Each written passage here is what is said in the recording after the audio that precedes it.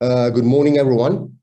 I'm pleased to be here today to be talking about what I think is one of the most important thing when it comes to teams, especially in this new way of working, whether it's a virtual or whether it's in person, which is psychological safety. I really believe that if done right, psychological safety can be a great tool in increasing the performance of any teams, whether they are working in an agile way or in a traditional way, whether they are working in a virtual way or in person, for any industry.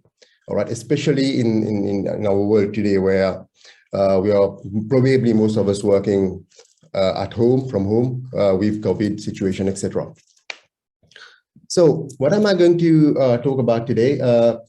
Quickly, the agenda. I'm going to talk about what is psychological safety, a bit of a case for it, why it is important for teams, not only high performance team, but for any teams, especially in this way of working.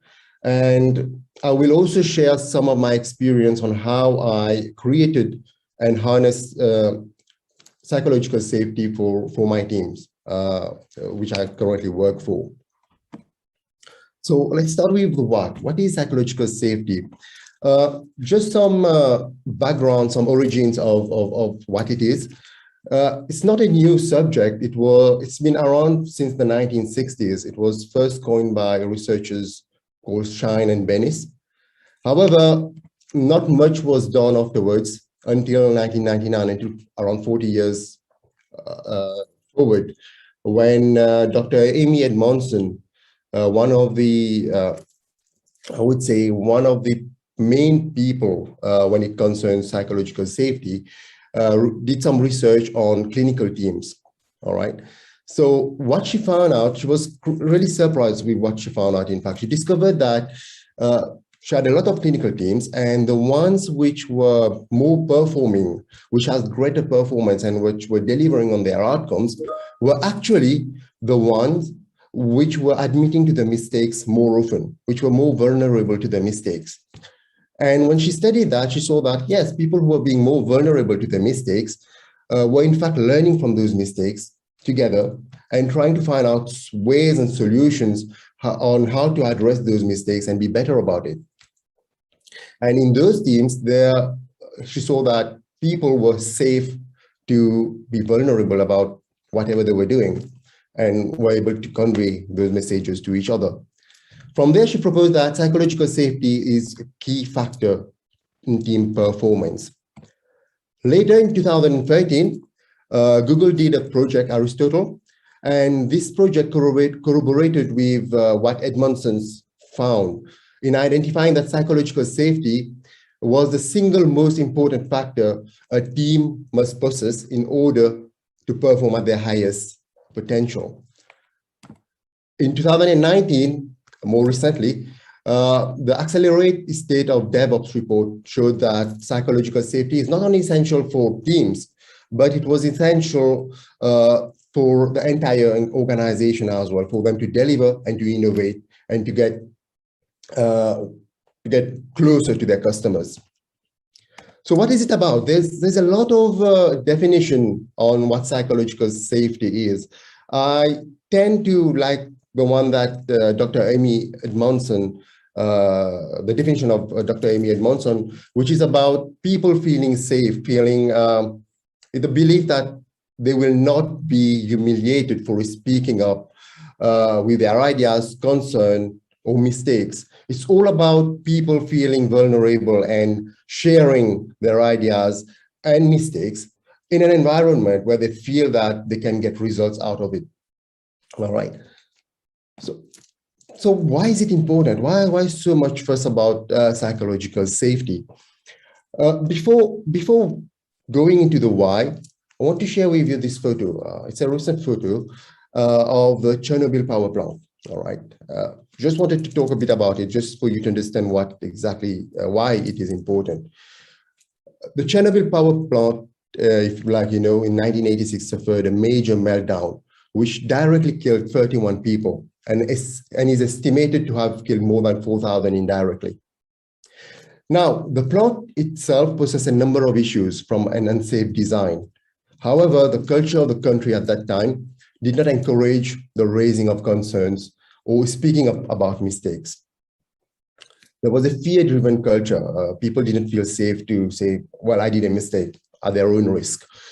So during a simulated power shutdown, operators who were not fully equipped with to deal with the situation did a series of mistakes, which resulted in a steam explosion followed by a nuclear explosion. The cause of that disaster was in large part because the operators did not speak up about their concerns. This all resulted from working in a psychologically unsafe environment where people didn't feel safe to convey their mistakes. And they had a fear of suffering from negative consequences if ever they admitted to their mistakes. Now, let's compare that to the study that was done 13 years later, unfortunately by Dr. Amy Edmondson, which found out that clinical teams, people who felt safe to admit to their mistakes, had in fact a higher number of good outcomes. All right. So basically what I'm saying here is that psychological safety, working in a psychologically safe environment can as well help to save life. Let's forget about Chernobyl or Dr. Amy Edmondson. Let's relate this to your experience. What I want you to do now is think of the best team you have been a member of. And what I want you to do is, in a word or two, to convey that, to tell me, how did you feel being part of that team? Now, there's a Slido page there. For people who don't know how to use Slido, you just scan the QR code, or you just go on slido.com and put that number there. What I want you to do is think of the best team you have been a member of, and in a word or two, tell me how you felt about it. How did you feel about being part of that team? Let's give it a minute or so, see what comes up, and then we can continue. So slido.com, put the number 695235, or you just scan the QR code.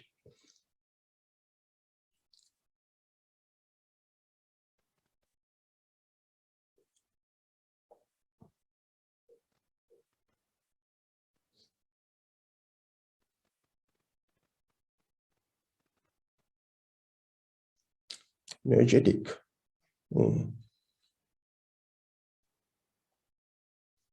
What else? How did you feel about it? Energetic. Yes, you felt like you wanted to go to work. You wanted to be part of the team. You felt energized probably to go and do the job, get the job done. Anything else? All right, so let's continue. Let's continue. I will keep that open. You can add your messages there if you want. So let me go into the detail about high performance. I've been talking about high performance teams there. What are high performance teams? Before I deep dive into why it is important, psychological safety is important for them.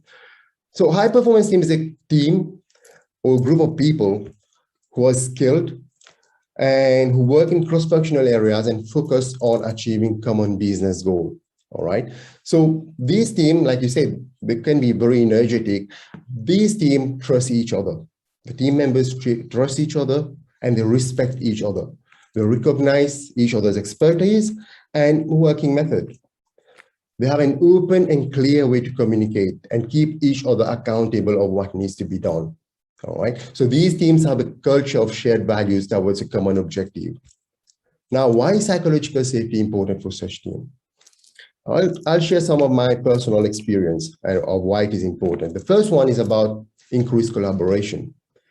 When team members feel safe, they will open up and collaborate and resolve issues as a team.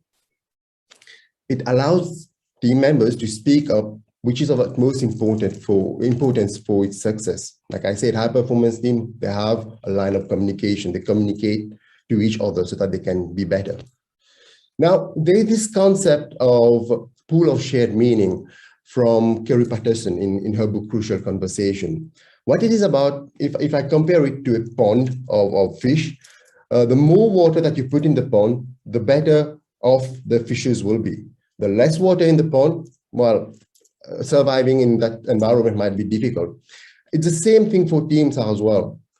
When you're working in a team and you're communicating, collaborating with each other, you feel that pool of shared meaning with ideas, concerns, issues, mistakes, innovative ideas, whatever it is. So you have a pool which is very healthy, and that heavy pool helps the team to take better decisions. All right. So when safety primes, people are comfortable to add their meaning, their perception to that shared pool, improving their communication and collaboration, which help the team make better decisions and come up with solutions which will better suit their needs. When they are not working in safe environment, what happens is that people tend not to give their views. They tend not to collaborate. And what happens then is that it's just like the pond with no water and the fishes don't survive. Same thing for the team. We don't have ideas, and might be that the solution that comes up from those conversations is not the right solution because people are not collaborating and filling the pond. Right. So now, since there is an increased collaboration, people ideas are being taken into consideration. What that brings about is the second point, my second point, which is team engagement. So working in a psychologically safe environment, team members feel heard. Ideas, thoughts, issues, opinions are valued and taken into consideration, and changes done accordingly based on whatever solution comes up.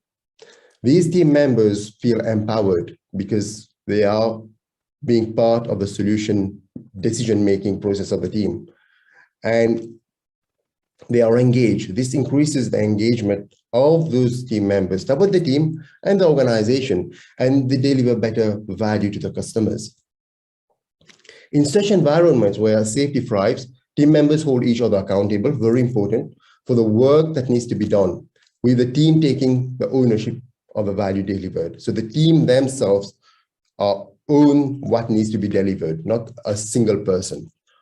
There is also a big element of trust. When we say the team owns the value which is delivered, they need to trust each other.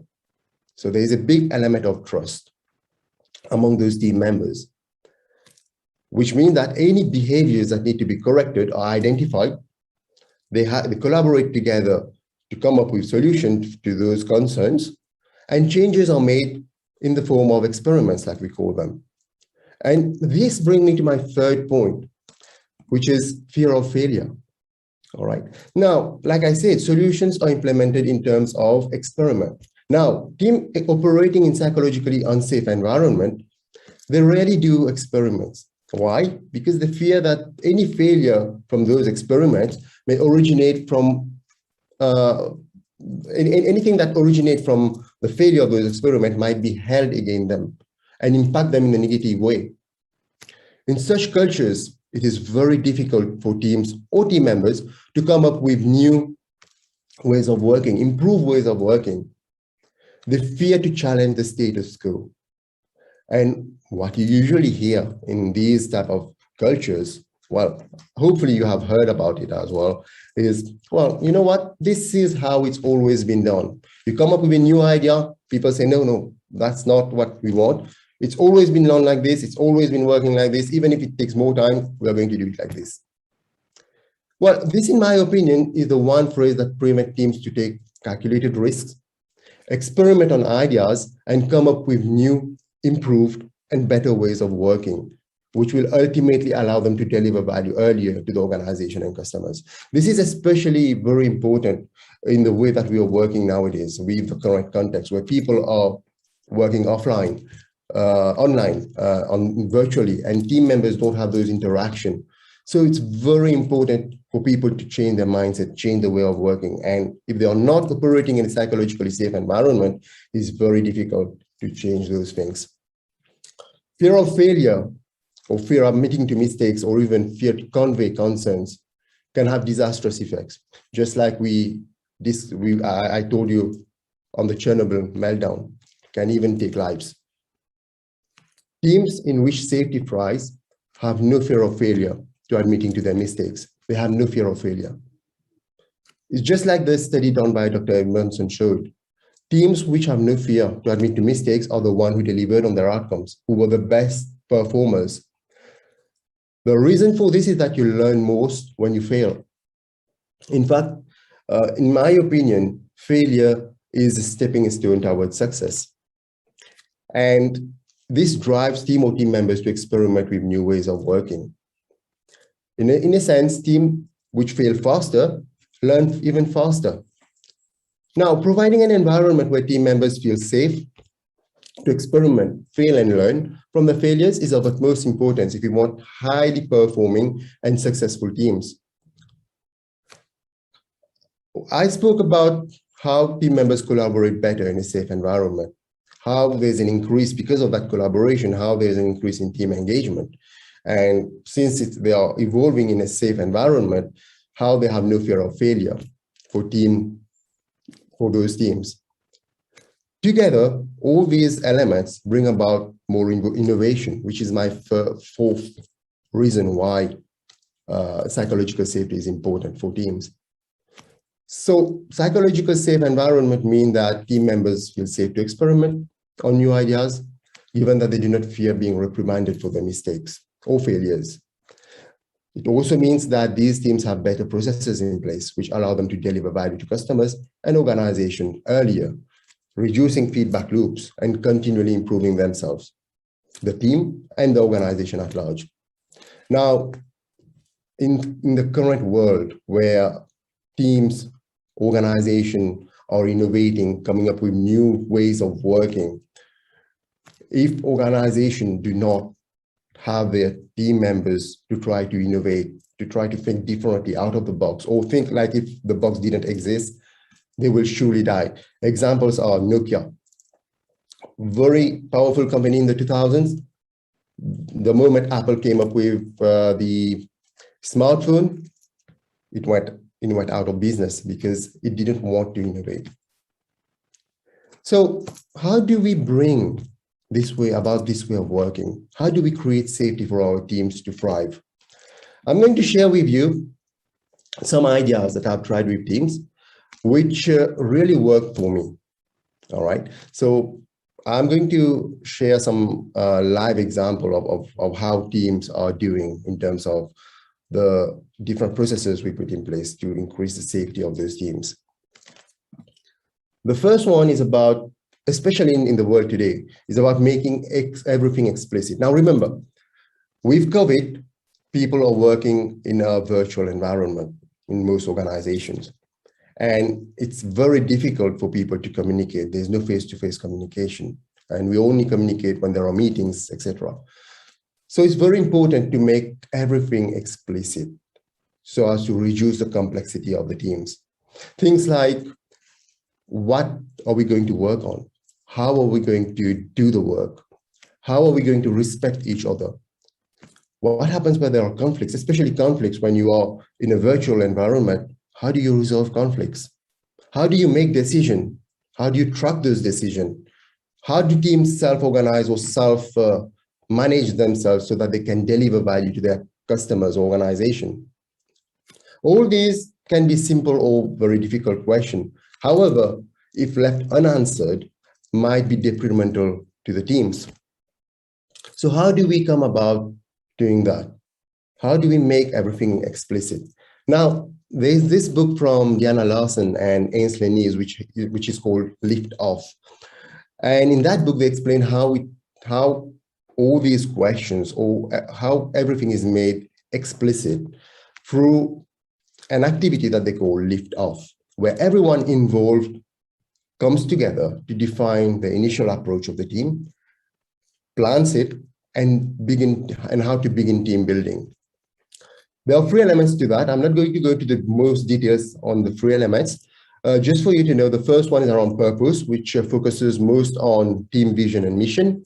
Second one, which probably I will focus a bit more in going forward in this presentation, is about alignment. How do we align people in a team? Which is about how do we come up with team values and team agreements, which helps increase psychological safety of the team. And the last one is context, which is about making the team aware of the responsibilities and interaction with stakeholders. I'm going to focus more on alignment here because this is very important in terms of creating that environment where people can feel safe to ask questions and to deliver on their commitments. So by ensuring that these things are explicit, the team knows what they need to do, how they need to do it, and what value they will be delivering. Knowing all these now, the teams can have a conversation around these things, these aspects, and reach agreements and increase the safety of the team. Let me give you some example of what I tried. All right. So the first one that I tried is about team agreements. All right, which is about defining how the team interact with each other, how they respect each other, and how they solve issues and problems within the teams. Now, these might be very simple questions, but if you don't answer those questions, people will not know what to do if they have concerns. And this reduces safety of the team, because if they don't know what to do, they will remain silent. They will not add to the pool of meaning, and we might be sitting on problems which we don't know. All right. So this team agreement, or social contract, like we call it, is an agreement for mutual benefit between team members in the team. It is done by the team for the team. Now, this agreement is done at the start when the team is just starting, is just building up. All right. However, does it mean that when you come with a team agreement at the start, it is carved on stone? This is a very dynamic document. It's not static in time. Like, this is the agreement, we've done it, it's done. No, it's a very dynamic document which evolves over time. Whenever the team feel the need that they need to update it, they go and update it. So an example of a social contract for one of my team, I've seen the picture. Team came up with a contract around themes like transparency, how they can be transparent to each other, how they are going to brainstorm, especially when working in a virtual environment. Work-life balance, very important. We tend to work more when we're in a virtual environment. So how do we cater around work-life balance? How do we have our personal space, even if we're working from home? How do we give feedback to each other? And how do we respect each other, so on and so forth? The fact that these simple things have been made visible and explicit gave the team opportunities to have conversation around those whenever there was an issue. They had to give, or whenever they had to give feedback, or had to come to a decision. They had the simple fact that this is made visible, help the team as a whole to form a psychologically safe environment for them to interact and provide feedback. All right. So how do I come to that? Very simple. I usually ask 5 simple questions to my team. The first one is around what culture do you want to be in as a team?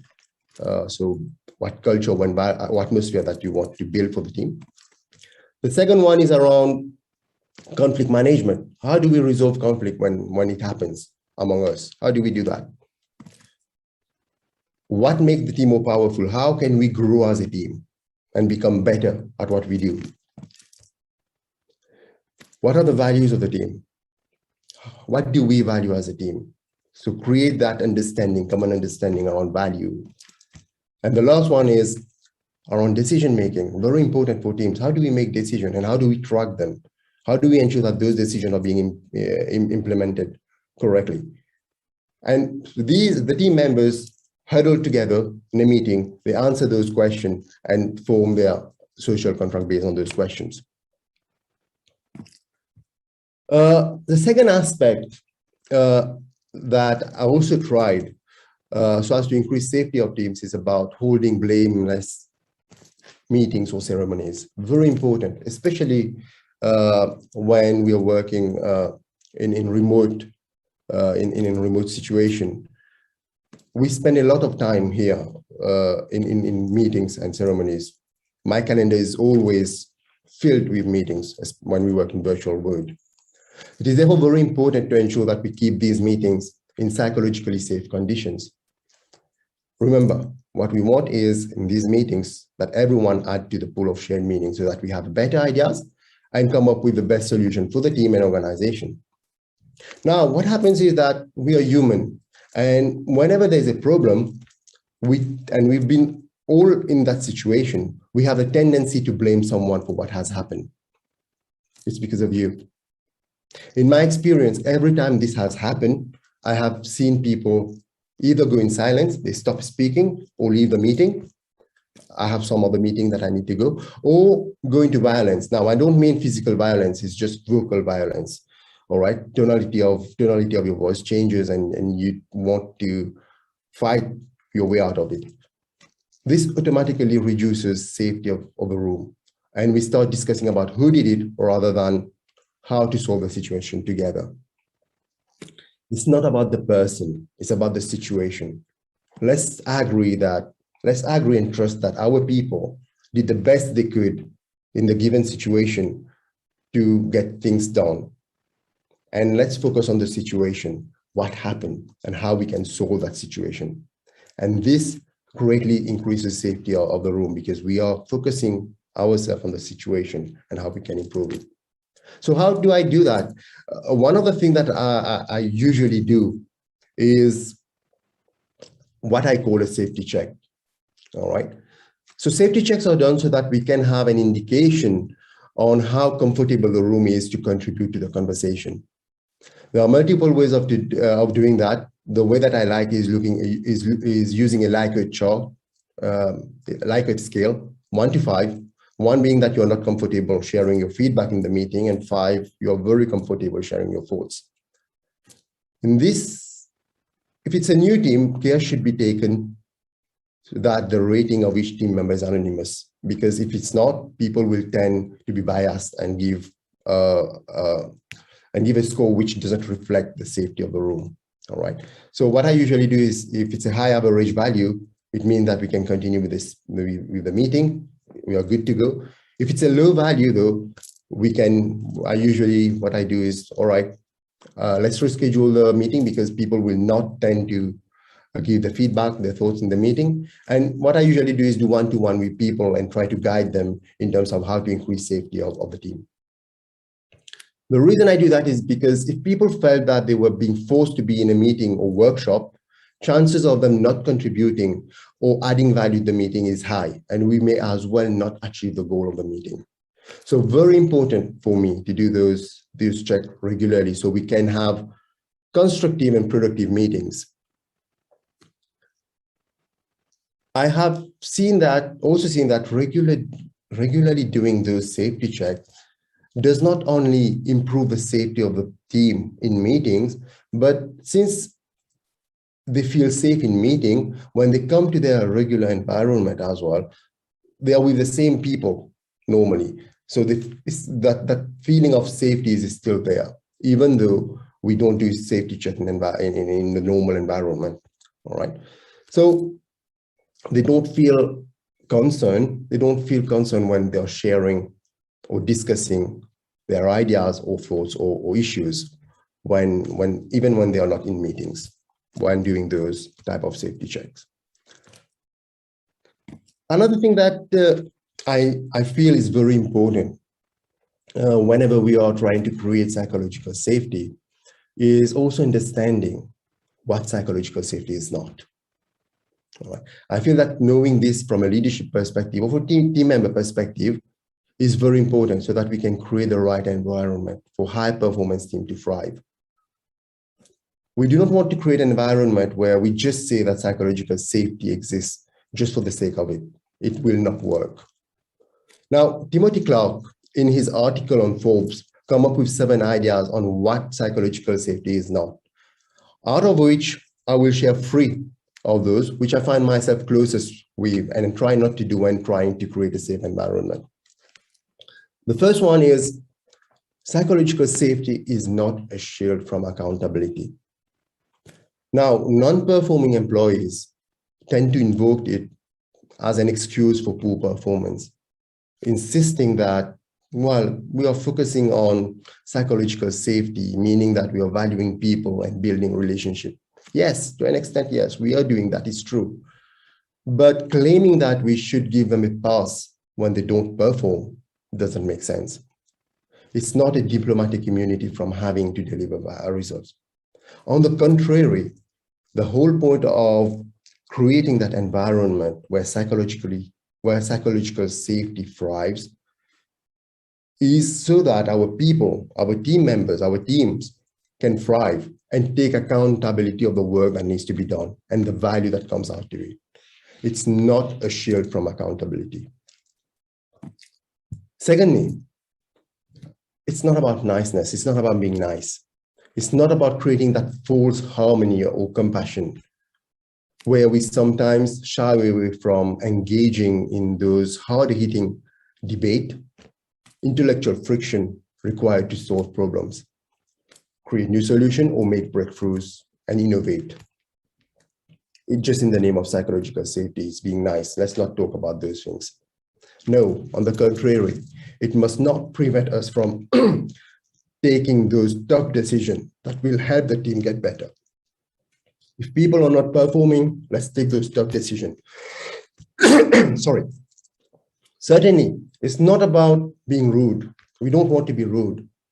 But if we focus on being too nice, we don't want that niceness to become a layer of denial which stands between us and reality.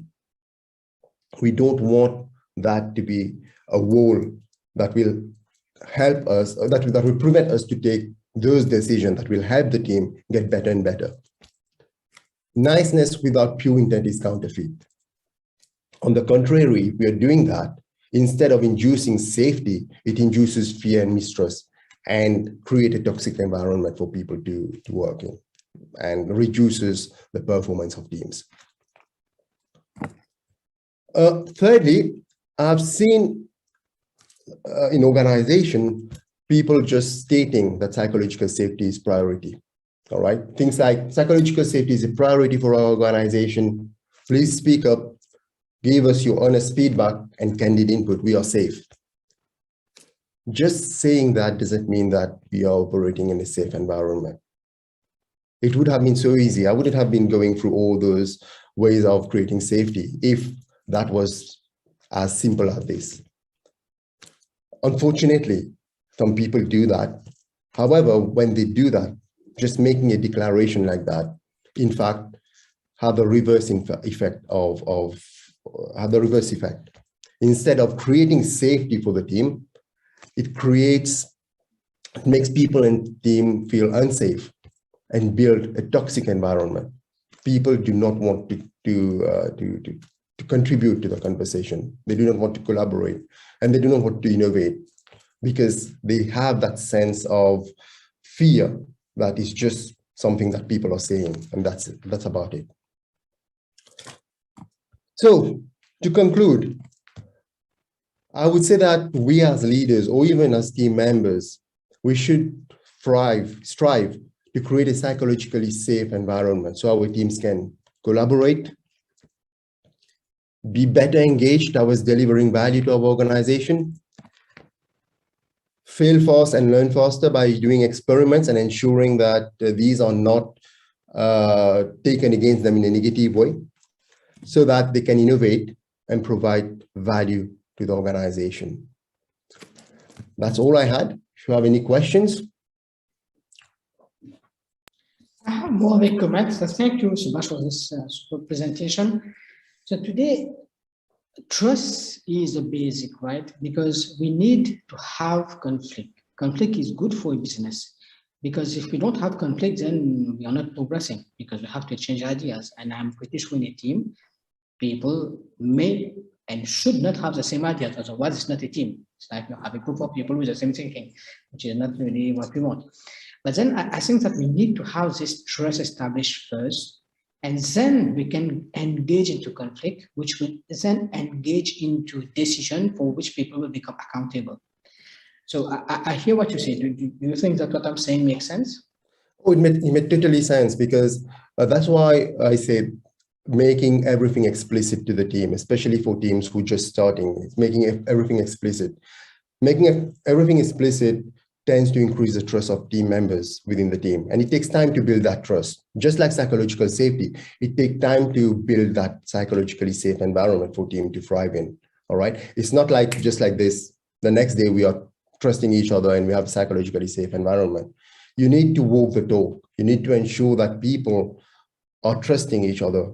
First is, as a leader, you need to trust your people, that they are doing the right way. They are mature enough to do the right thing for the right, for providing value to the organization. All right. So the trust starts with you. And then when people are seeing that you're trusting them, they will start trusting you and trust each other. So it's very important to make these things explicit. And like I said, doing that in a team agreement where people discuss about how they are going to take decision, for example. How are we going to take decision, especially in the world of today, where we don't want to increase the complexity of teams. We are all already functioning, I would say, in a very complex environment where people are working from home. We are not in direct contact with each other. So taking decisions might be very complex as well. So already having that conversation around, all right, how are we as a team going to take decisions is very important. It helps the team have those conversations then to say, all right, this is what we agreed on. This is how we are going to take decision. This is how we are going to track decision. If it doesn't work anymore, let's change it. As a team, we change it. So by doing that, it starts building that trust in organization and ensuring that people are working in a psychologically safe environment as well.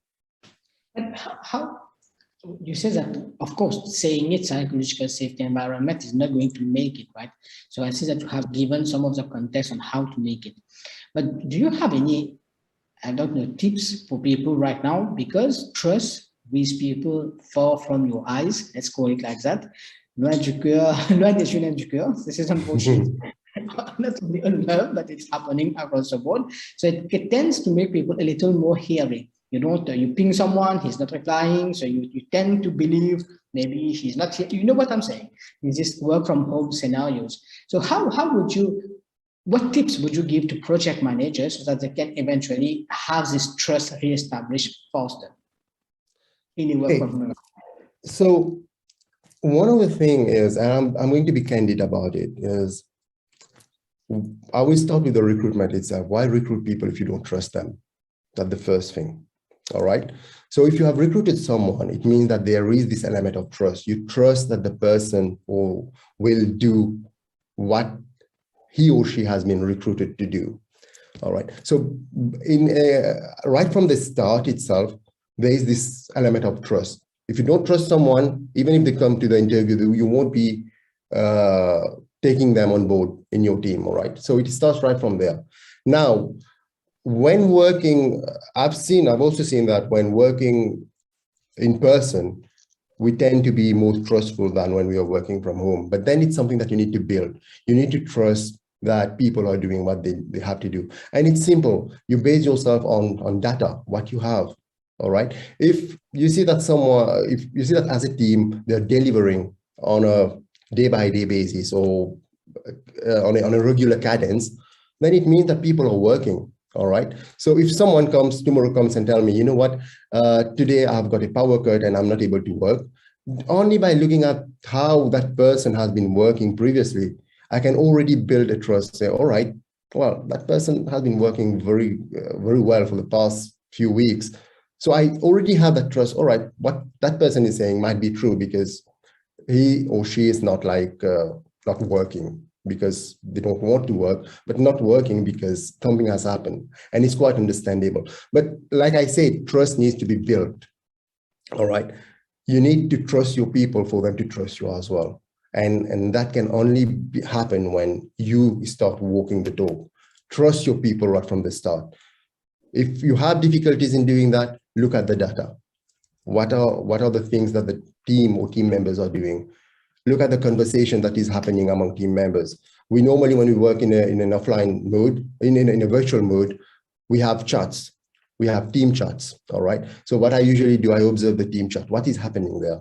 Are people there? Are they conversing with each other? Because the only way to observe team is through chat or when you're in a meeting with them. So observe those conversations that is happening on the chats. Try to figure out, all right, what is happening? What are the team members doing, whether they are there or not? And by doing all these, you can already have a picture of how people are functioning in the team, and you already know who are those people who are really working and trust that they are doing their work, and who are those people who probably are having issues. But then also, if people are having issues, it's not that you're not trusting them. You need to understand in what context they are functioning as well. It might be that there's a personal issue that person is going through at the moment, and he or she is not able to focus. So put yourself in the place of that person. Have empathy as well, very important. Understand from that person what is happening. Have a talk with him or her. What is happening? I'm seeing all these things happening. Build that empathy. Try to understand that person's context before taking a decision that that person is not performing. I hope I answered the question. You are right, and that is very important to project managers. So today we need to read between the lines, right? So we need to have empathy. We cannot just take, of course, data is important, but sometimes, like you say, someone may not be say something. It may be just circumstantial. It can be on the situation that they are at this point. We have a comment from one of the audience. Would you agree that teams which perform at high level tend to have more convivial and inclusive work culture? This encourages high level of confidence and motivation in team members, reducing the fear factor and psychological blockage that inhibits performance.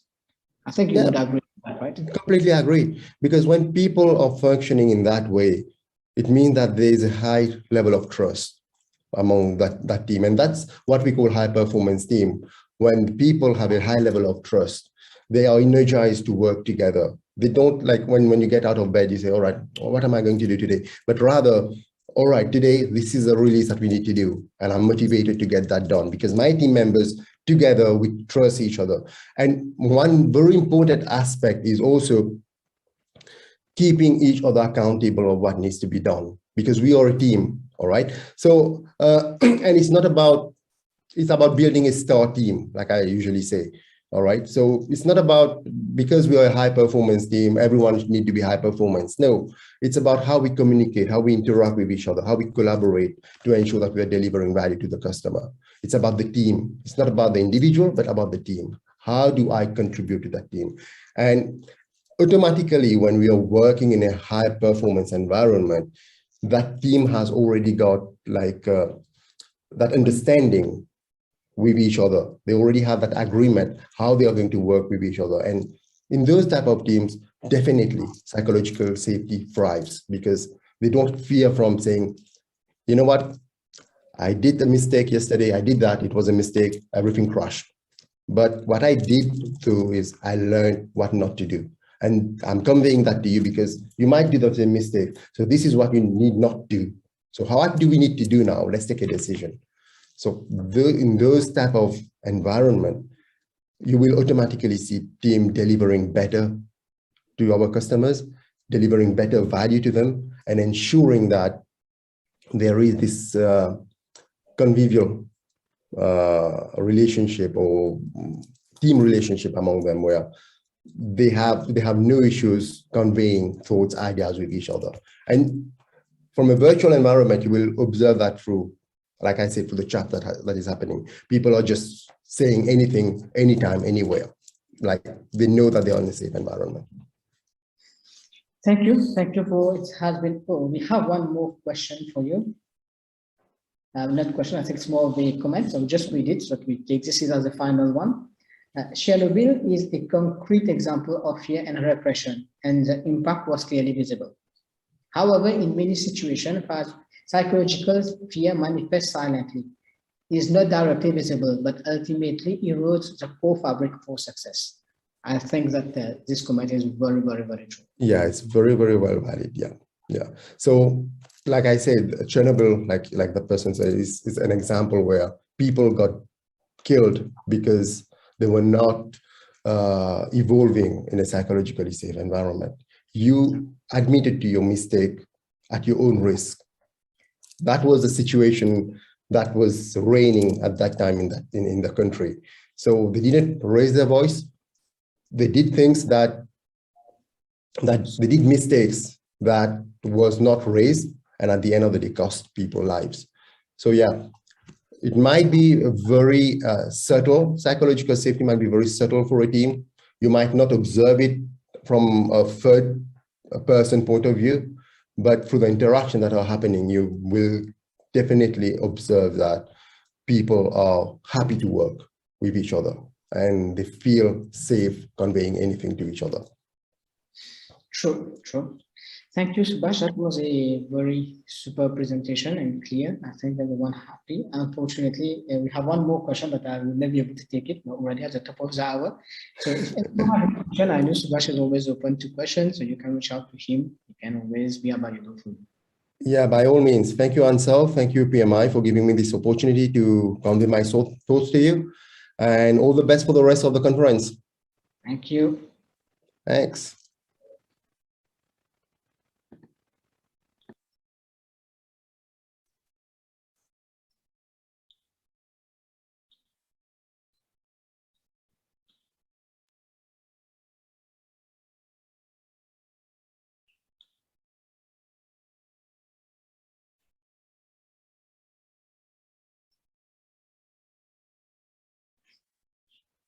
So our next speaker is someone who has over 39 years of experience in the IT sector, covering all aspects of IT management. He's a big fan of robotic processes, automation, AI, machine learning, face recognition,